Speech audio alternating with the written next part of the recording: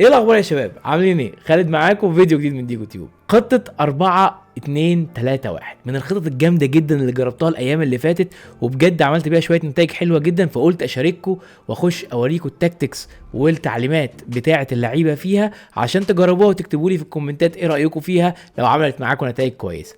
لو اول مرة تشوفني بقى يا معلم، لايك وسبسكرايب وشير، ويلا بينا نخش على الفيديو مضيعش وقت. يلا بينا. يلا نقول بسم الله ونخش على السكواد ونشوف كده الفورميشن او الخطه بتاعت 4-2-3-1. طبعا دي الخطه اللي انا بلعب بيها، اللي هي 4-4-1-1. دي الخطه الاساسيه بتاعتي، ودي التشكيله المتواضعه بتاعتي زي ما انتم شايفين. طيب الخطه اللي انا كنت بلعب بيها بقى الايام اللي فاتت وكانت عامله معايا نتائج كويسه برضو، اللي هي الخطه دي اللي هي 4-2-3-1. الخطه دي حلوه انها فيها 2 سي دي ام في وسط الباكات، فبتبقى عامله عمق دفاعي حلو جدا، وفي نفس الوقت ال ام مع الكام والار ام بيهاجموا كويس جدا، بيزودوا عدد المهاجمين مع السوبر سترايكر. فبتلاقي فيها مع التاكتكس والتعليمات اللي انا هوريها لكم دلوقتي، هتلاقوا فيها ان انت بتهاجم وتدافع بعدد كبير وبعدد كافي ان انت تقدر تهاجم او تدافع. تمام، تعالوا كده مع بعض. دي التشكيله 4-2-3-1 اللي هي رقم 2 اللي هي فيها كام، اوكي، و2 سي دي امات. طيب هنخش مع بعض كده نشوف التاكتكس بتاعتها ايه هي. اول حاجه انا بعملها بريس افتر بوزيشن لوس، اللي هو الضغط بعد فقدان الاستحواذ. تمام، ده في الديفنس. وفي نفس الوقت بعمل الويدث 45 والديبث 70 علشان اعمل اوفسايد تراب، اعمل مصيدة تسلل. اوكي، بالنسبه للبيلد اب بلاي بعملها ساعات بالانسد وساعات بعملها فاست بيلد اب لما اكون عايز اهاجم بسرعه. تمام، طبعا دي دايركت باسنج ما بنغيرهاش طبعا، عشان بص كده هتلاقي دايركت باسنج ان الباس بتخش للمهاجم على طول، اللي بيبقى جيت بيهايند، اللي هو بيعمل اختراق للدفاع. تمام، اللي هو بيعمل اختراق للدفاع، فالباس بتروح له دايركت زي ما انتم شايفين كده في الشرح التوضيحي بتاعها. فدايما خليها دايركت باسنج.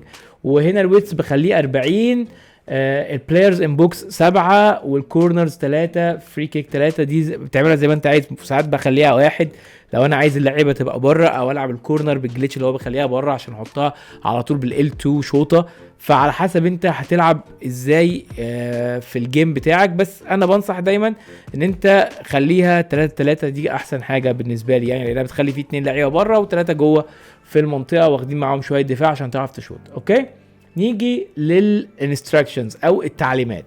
اول حاجه انا بدي المهاجم بتاعي السترايكر بتاعي بديله جيت بيهايند بس، يعني انا بديله جيت بيهايند بس، اللي هي اختراق الدفاع. اوكي، بالنسبه للكام بتاعي انا بخليه ستي فورورد، بخليه دايما قدام، ما بخلوش يرجع يدافع، لان انا اوريدي عندي 2 سي دي امات في وسط الباكات، فهم اوريدي قافلين العمق تماما. تمام، بالنسبه لل ام والار ام اللي عندي الاثنين بديهم كام باك تو ديفنس، سواء اللي هو نيمار او صلاح بديهم كام باك تو ديفنس.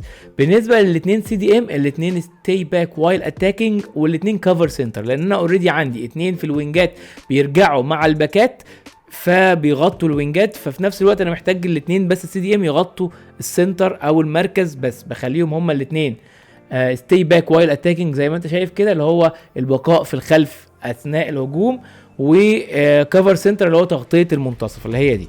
تمام، ده بالنسبه للاثنين سي دي امات اللي عندي. اما بقى بالنسبه للاثنين الباكات، سواء الرايت باك او الليفت باك، الاثنين بخليهم ستي باك وايل اتاكينج، يعني البقاء في الخلف اثناء الهجوم، ما بخليهمش يهاجموا خالص، وبخلي الاثنين او اللي هو فيهم هيهاجم عندي زي مثلا ارنولد، لو هديله تعليمات في وسط الشوطين او حاجه ان هو يهاجم يطلع مثلا، ما خلوش ستي باك، ما خلوش بقاء في الخلف اثناء الهجوم، خليه مثلا يطلع يهاجم معايا او خليه بالانسد مثلا، فبديله اوفرلاب.